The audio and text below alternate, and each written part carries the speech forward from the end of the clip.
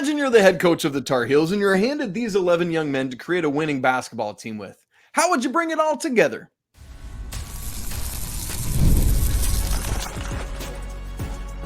You are Locked On Tar Heels, your daily podcast on the UNC Tar Heels. Part of the Locked On Podcast Network, your team every day. Hey there, what's up? It's Wednesday, June 19th, 2024. Welcome into the Locked On Tar Heels podcast, the only daily North Carolina show out there. I'm your host, Isaac Shade, joined by our long-lost brother, Pat Kilby. It's great to have you back, Coach Pat Kilby, and you're joining us at the place to get your Tar Heels content every single day. Thanks for making us your first listen or watch. Special shout out to all you everydayers out there and all the members of the Locked On Tar Heels Discord family.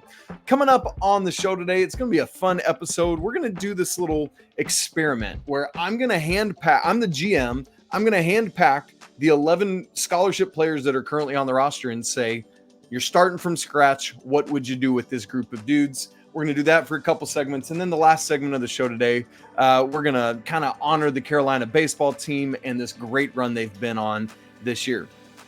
Quickly before we start in, some of you audio listeners yesterday on the show got a little bit of a mistake where I had talked about Tyron Stokes as the first offer in the class of 2026 and then realized our guy JC Fox pointed out, was like, Shade, what are you doing? You know that Cole Clore was the first offer. This is the second one. So I went back, fixed it, and thankfully we caught it before the YouTube version went out. So for those of you who saw that YouTube was late premiering yesterday, that was wise because I had to delay it while I edited it and stuff like that. And then we got the audio version sent back out. So thanks for your patience with that. All right, Pat, dude, I'm super excited for this experiment. Are you ready for this? I'm ready. Man, it's going to be fun. So let me give us kind of the parameters of what we're doing. I am the GM. You're the head coach. And so if I said, Coach Pat Kilby, here's these 11 scholarship basketball players. What would you do with them? How would you handle it schematically, play style, rotation, starters? No context outside of that. It doesn't matter what players you wanted and missed on. It doesn't matter who was here before and isn't here now. It doesn't matter seniority. It doesn't matter what a player's done in the past. It doesn't matter how this team has played in the past. We're starting with a blank slate, fresh from scratch. You get to do whatever you want to do. All that matters, Pat Kilby, is putting together a plan that can win the most basketball games. So my question to you, what puts these 11 young men in the best position to win a verifiable crud ton of basketball games this season? Well, this is a great question, and there's a lot of fun. I love these summer topics like this, Pat. It's so fun. Yeah, it is. So the first thing I'm thinking, when you present this to me, I'm thinking, what are the strengths and the weaknesses of this group of 11? And to me, I think one of the strengths is there's an unbelievable amount of speed and athleticism with this roster. Yeah. Another strength is clearly, I think the guard play is a major strength. So with those two things standing out, I'm going to use those as my strengths for now. And then the weaknesses, a lack of size, potentially some question marks at the 4 and the 5 as far as what we're going to do there, or how we might match up with other bigs. So knowing that, and rebounding also is a weakness. But knowing that, now I'm going to start to put together a scheme. Okay. So for me, a scheme would be playing to the strengths of our guards and our athleticism. So a Carolina staple, we would want to play with pace. We would want to play with a lot of speed. We would want to live in transition.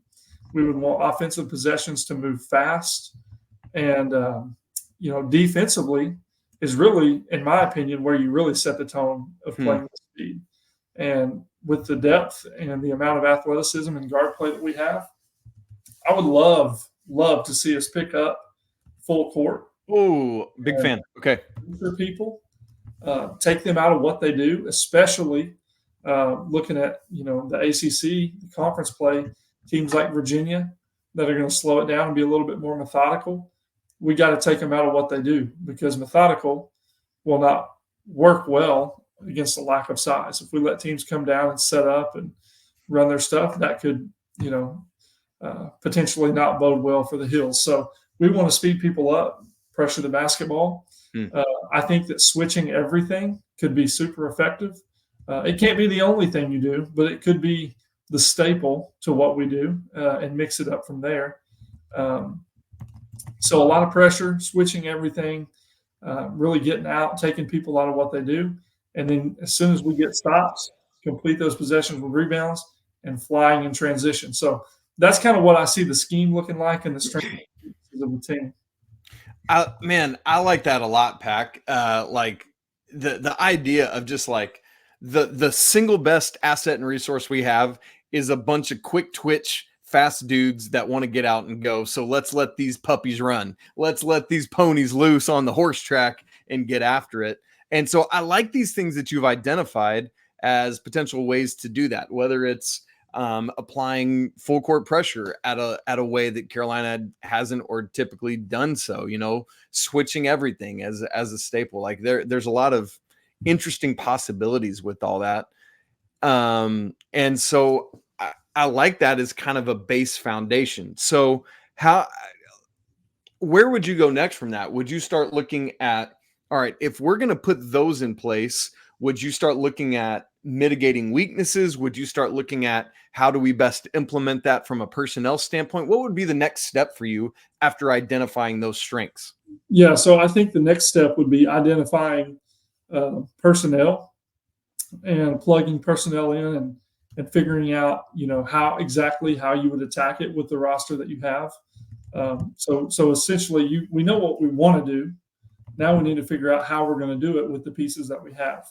And the cool thing about this roster is, I think you could argue that we have four. I think you can say pretty safely we have four kind of hybrid dudes, and potentially five. Who would you put in that category? Cade Tyson, Seth Trimble, Vin Allen Lubin, and Drake Powell. I think those four guys, we can say they can guard multiple positions. They've got the strength, they've got the size, they've got the length to guard the perimeter, to do a good job and hold their own inside. At the very least, we can say they can safely guard 1 through 4. And then 5 being a question mark, with the exception of Lubin. Lubin. And honestly, that's with me leaving out Jae'lyn Withers, which was a mistake on my part. So I think we've got 5 of them. And then 6 potentially in Ian Jackson. Now, I don't know about him guarding the 5, but 1 through 4. So what I'm saying is we've got guys that can guard multiple positions, which plays to the strengths that I just mentioned of utilizing athleticism, switching, guarding multiple positions, taking people out of what they do. So plugging and playing with this roster and that type of pace and scheme actually can be fairly easy. And so, obviously we've got what we've got at 1 and 2. It's Cadeau and RJ. Yeah. And there's relief for them. Ian can play there. Seth can play there. Heck, even Drake Powell could probably run some too. But the point is we've got guys that can hold down the backcourt. And then we can really mix and match with the front court. Yeah. And play to the depth, really, is what I'm trying to get at, is we can wear teams down. When Vin Allen and Cade get tired, okay, here comes Jalen Washington and Jalen Withers. And here comes Drake Powell, and here comes Seth Trimble. And, it's just we can really wear teams down, I think. Yeah, there's so much possibility there. And so, Pac, is that, as you think about doing that, about wearing teams down, is it basically a question, as you look at those strengths versus those weaknesses, where I want to get to next is trying to answer this question. Is it a question of, are our strengths strong enough that they outweigh and outbalance the weaknesses? Or do they offset enough of that even though we recognize we might be small or we're not going to have as much rim protection or as much rebounding, we've got enough of the other stuff, we're going to wear you down enough that in the last 10 minutes of the game, we're just going to burn past you. So I want to get to that, Pac, as the next part of our conversation. And we'll do all that coming up in just a second.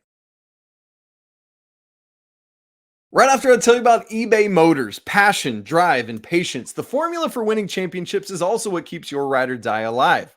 eBay Motors has everything you need to maintain your vehicle and level it up to peak performance. From superchargers to roof racks, exhaust kits to LED headlights, and more. Whether you're into speed or power or style, eBay Motors has got you covered. With over 122 million parts for your number one ride or die, you're always going to find exactly what you're looking for. And with eBay Guaranteed Fit, your part is guaranteed to fit your ride every time, or you get your money back. Why? Because with eBay Motors, you're burning rubber, not cash.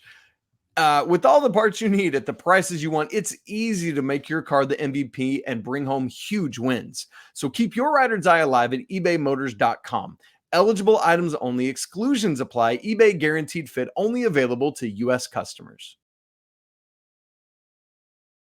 All right, Pac, you've looked at these strengths of what this 11-man unit can do as you're starting from scratch. What do we do, just in a dream world where you do whatever you want to do with this group of 11 scholarship basketball players?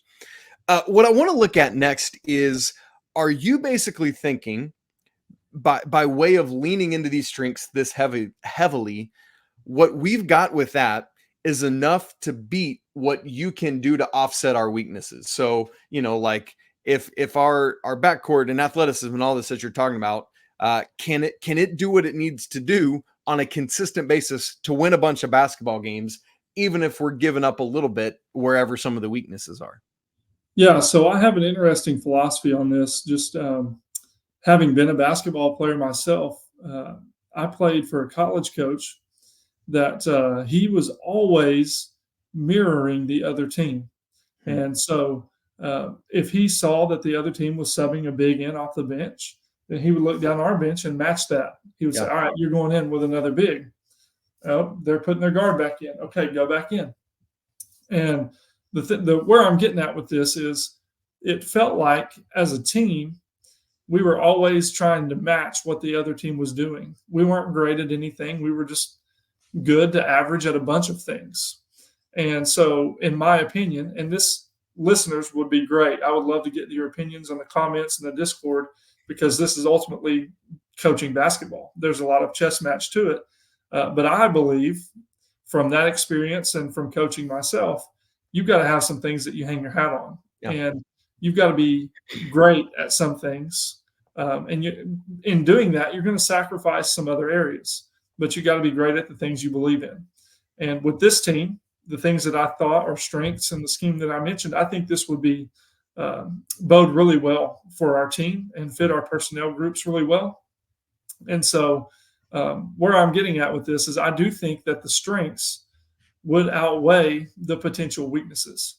The major question mark for me out of all this still remains to be rebounding. And there are still some tweaks that you can make within that. You can send less back in transition and commit more to the glass for offense. You can potentially sacrifice some of your offensive transition by sending all five to the glass defensively. So there's ways to mitigate the offensive and defensive rebounding. But the main thing is we've got to play to what our roster is built like. And I think that we've got horses that we can ride athletically and pace-wise, and like you said, quick twitch dudes that can absolutely get up and down the court. And it's not just a couple of them. There's a bunch of them. And I really think that taking advantage of that would be favorable for the Tar Heels. So let me just pose this scenario to you, Pac. Friday, November 8th, the North Carolina Tar Heels are going to drive or fly to Lawrence, Kansas, and walk into Fog Allen Fieldhouse, and there's going to be a dude in the paint that Carolina has seen before when they played Michigan by the name of Hunter Dickinson. Now, when they played Hunter Dickinson, they had a dude named Armando Bacot that had the size and strength and capability to just go one-on-one against him. How do you handle that? Because you mentioned weaknesses, like you're worried about lack of size, you're worried about some question marks at the 4 or 5, and as you just mentioned again, rebounding. And I think this is a great real-world example. What is Carolina going to do to offset that? Well, just looking at this scheme that we've just been talking about, I think it actually works somewhat favorably for this matchup. And the reason I say that is two things. In my experience of watching Hunter Dickinson play, I would not call him the most in shape dude out there. In fact, he seems to get pretty tired pretty quick. And so I think it would be favorable for us to run him ragged and get him going up and down the court as many trips as possible. Where Hunter succeeds is if he gets to post up at the block and bury people, and his team has time to set up and get him the basketball. And to me, I just think that if we're pressuring them, especially full court, and I know Kansas is good, their guards are good, so it may not be to the same extent that we might pressure some other teams, but nonetheless, if we can get up and take them out of what they're doing a little bit, push them out of scoring distance a little bit more, or even just make it where, we pressure them enough to where they're crossing half court at, 27, 28 seconds left on the shot clock, and they have less time to operate. That's a win for us. Yep. And so when we can take them out of their comfort zone and like I said, get Hunter moving up and down the court and get him taking a lot of trips and wearing him down, well, guess what? That's in favor of Carolina. And the other thing about Hunter is when he gets frustrated, everybody can see it because his body language isn't great. And so, those are the types of things that I think can frustrate him. And and the other thing too, while I'm thinking about it, just maybe not so much focused on Hunter, but you can't go into Fire Island and win by playing safe. You're going to have to get in there and get after it. And so that's why I like the idea of just going all in and trying to wear them out and see if we can take advantage of that.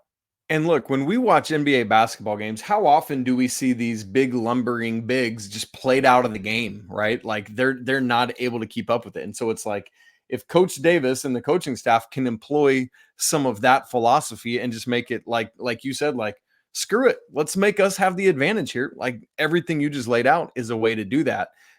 Pac, I wonder how in your opinion, against Hunter Dickinson or someone of his ilk, would you use spacing to help with that? I think we would have to use a bunch of it offensively. And that's a good point. He's not the most quick-footed guy out there.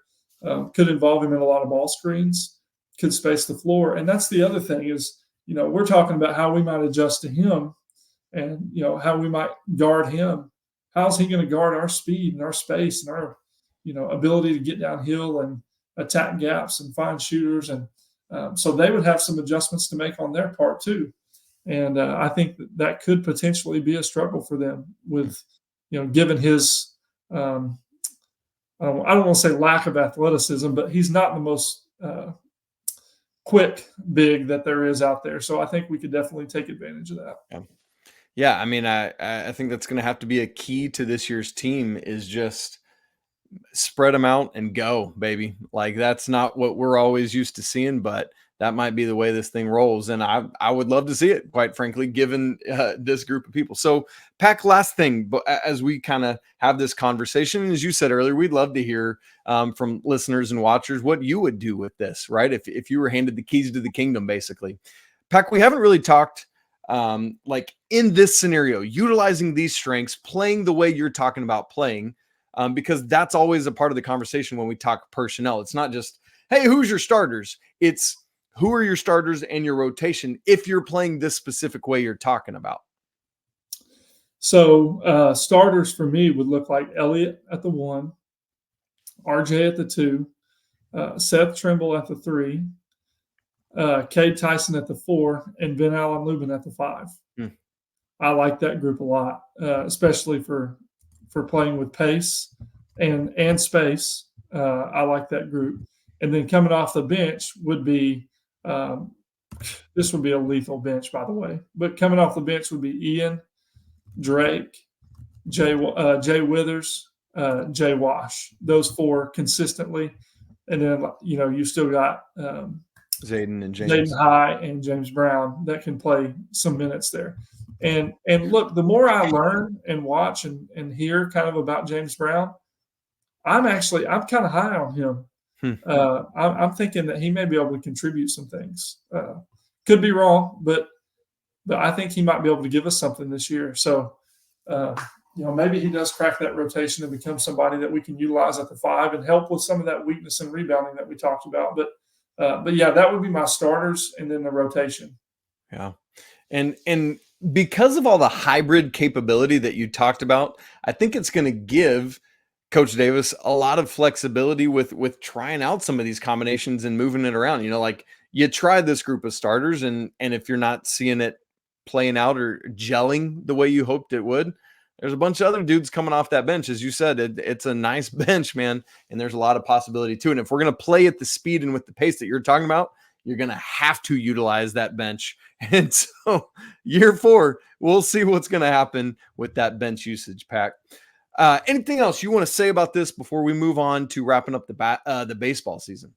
No, I really like this roster. I'm excited about it, and I really want to hear what the listeners have to say in the comments and the Discord about what they would do with this roster. Yep, I think we're at the point, Pack, where because we talked earlier this week about Ulich Chamche decided to stay in the draft, right? We knew that other guys were going to make other choices, and they have, and so this is what this roster is. And so it's like in the same way that Kentucky probably never envisioned that Mark Pope was going to be their coach. That fan base, man, they've rallied around that dude and owned it and loved it. And I think that's what it's time for us to do, right? It's a call to action to say, all right, Tar Heel fan base, this is your squad. Let's roll with it. Let's love these dudes. Let's encourage them, and we'll see what happens. So, Pack, speaking of encouraging dudes, unfortunately, the North Carolina baseball team season came to an end on Tuesday afternoon. What an incredible ride it was. Love seeing these guys get to the College World Series. So we want to wrap up the season, talk about the game a little bit, and just think about what's exciting and ahead for the Diamond Heels, because this thing could be rolling in a big way. And we'll do that in just a second.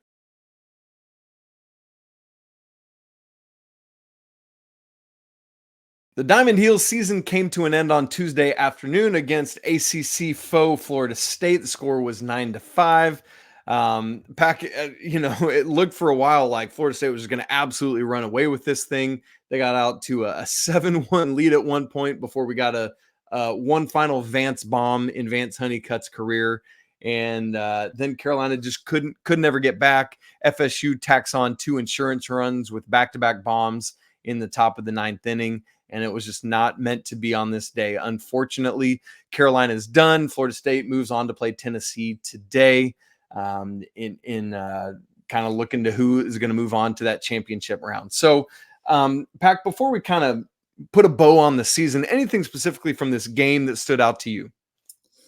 Maybe not just this game, but I feel like here recently we've had some inconsistency in our offense. It just feels like it's been real up and down, which has been frustrating. And I know we gave up 9 runs, so I'm not just picking on the offense, but it feels like it's been a struggle at times outside of Vance. But nonetheless, still, an amazing season, a lot to be proud of. Vance Honeycutt, just ridiculously special career and ridiculously special kid. He's going to have a nice career in the big leagues. But no, it's been a fun season, and that group makes me proud to be a Tar Heel. That was a good group. Yeah. I talked about on yesterday's show what a fun mix it is of veterans, transfers, freshmen, all playing key roles on this team. And it's just neat how that mix has come together, and you love to see it. I know, like you talked about giving up those runs. One of my favorite things that happened in Omaha, Carolina played 3 games, 0 errors. Now, there were some mental mistakes that happened, like on the base paths, both against Tennessee and against Florida State, and a couple other things, but literally 0 errors in the entire College World Series for the Tar Heels, man. I will take that every day of the week. Unfortunately, the pitching staff got beat up a little bit, like Dalton Pence, who's been so electric Carolina would not be where they were if Dalton Pence had not done what he's done, dude. It's insane. But Florida State was just able to get to him more than any other team has recently on Tuesday. And it wasn't like just bomb after bomb. They were just finding grass, man, just finding singles and just getting runs coming around. And so disappointing way to go. But in that same breath as the disappointment of it, you have to stop, Pack, and we've got to celebrate, as you said, a phenomenal career for Vance Honeycutt, who, even though he's got more eligibility, is now draft eligible, so he's certainly going to move on. But celebrating what this team has done, getting Coach Forbes to the World Series for the first time. Pack, what are your thoughts about Coach Forbes in the first couple years here of his tenure? I love Coach Forbes. You'll be hard pressed to find a bigger fan than me. Just seems like salt of the earth, solid guy, and I like what he's doing with the program. I mean, we've got a great team, but they represent the university and the athletic department, the baseball team, extremely well. I like his demeanor too. He never seems to be too rattled. He's always in the moment, and you can tell how much the players respect him and love playing for him. And so I like where he's got it. I like where we're headed. Was a huge fan of Coach Fox, and now I'm a huge fan of Coach Forbes. And I'm excited to see what's to come in the future because I think he's the right man for it. And I like where we're headed as a program. Yeah, and I know there's several guys that the team will lose, but man, what a great young core there is. Obviously, you get Luke Stevenson back behind the plate. He'll be a sophomore yet next year, a draft eligible sophomore. So it's probably going to be the last year with him. Gavin Gallagher will be a sophomore. Obviously, Jason DeCaro was just a freshman, so he's going to be a sophomore. Hopefully, Folger Boaz is back healthy. And Jake Knapp was a senior, but should be able to get a medical red shirt. And, dude, that could be your 3 weekend starters right there. 2 sophomores and a senior in DeCaro and Folger Boaz and Knapp. So, I mean, there's just a lot of really good possibilities out there. But obviously, you lose some key critical guys that either through other players within the program stepping up, finding a few key critical transfers as Carolina did this year. Man, I'm with you, Pack. I think there's great days ahead for this program. You talk about Coach Forbes' demeanor, something that really impressed me on Tuesday. There was Stevenson was batting, and when you're a catcher, you got to be careful chirping at the umpire because then you got to turn around and go squat right in front of him, and hopefully you're going to get calls. But he got a strike that he didn't think was, but it was called. But then, literally the next inning, there were multiple strikes it was like the same spot or other close pitches that Blue was calling balls, and Coach Forbes wasn't yelling, but he just asked from the dugout. There was a low pitch. He just said, "Where was that?" And then I think it was after that at bat, Stevenson went out to talk. I think Poston was pitching at the time, and the rest of the infield came in because Coach Forbes came out, like, hey, maybe we're going for a pitching change. Coach Forbes set the rest of the infield back, kept Poston and Stevenson there. And then, when you're out talking too long, the umpire eventually comes out. And that's when Coach Forbes took his moment to give him a piece of his mind about the strike zone and how that was going for the Tar Heels. But I love that he didn't show him up by doing it from the dugout. He was able to do it in a calm and collected way, just there out on the mound, right? Where it was just the 4 of them talking a little bit and kind of getting things squared away. So, Pac, even something like that to me shows what a great coach and a great human being he is.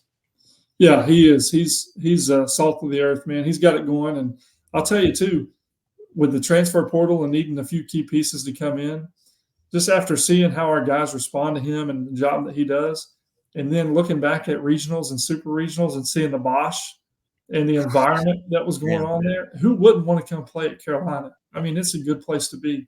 So I bet you we absolutely crush it in the portal and get guys that want to be Tar Heels, and we'll be back to Omaha.